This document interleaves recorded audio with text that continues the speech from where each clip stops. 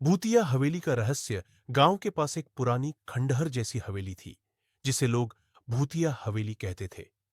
यह हवेली घने पेड़ों और झाड़ियों से घिरी हुई थी और उसकी दीवारें समय के साथ जर्जर हो चुकी थीं। कहते थे कि जो भी इस हवेली में गया वह कभी वापस नहीं आया। एक दिन गांव के तीन दोस्त राजू, मोहन और विक्रम ने तय किया कि वे इस हवेली में जाकर जानेंगे कि इसमें क्या राज है। सबने मिलकर रात के 12 बजे हवेली में घुसने की योजना बनाई। रात का समय था। चाँद की हल्की रोशनी हवेली की खिड़कियों से झांक रही थी। तीनों ने टॉर्च लेकर कदम रखा। हवेली के अंदर घुसते ही ठंडी हवा का झोंका आया। हर कोने से अजीब सी आवाजें आ रही थीं, जैसे कोई फुसफुसा रहा हो। सीढ़ियां चढ़ते हुए उन्हें एक पुराना दरवाजा दिखा। दरवाजा खुद ब खुद चरमराकर खुल गया। अंदर एक बड़ा कमरा था, जिसमें चारों तरफ अजीब चित्र बने हुए थे।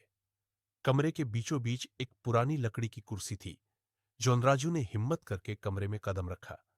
तभी अचानक दरवाजा जोर से बंद हो गया। मोहन और विक्रम डर से चीख पड़े। कमरे में एक काली परछाई दिखी, जो धीरे धीरे राजू के पास आने लगी। उस परछाई से एक डरावनी आवाज आई, तुम यहां क्यों आए हो? ये जगह तुम्हारे लिए नहीं है। तीनों डर के मारे दरवाजा खोलने की कोशिश करने लगे, लेकिन दरवाजा जैसे किसी ने बंद कर दिया था। तभी मोहन को एक पुरानी किताब मिली, जिसमें कुछ मंत्र लिखे हुए थे। उसने जोर से मंत्र पढ़ा और अचानक हवेली की सारी लाइटें जलने लगी।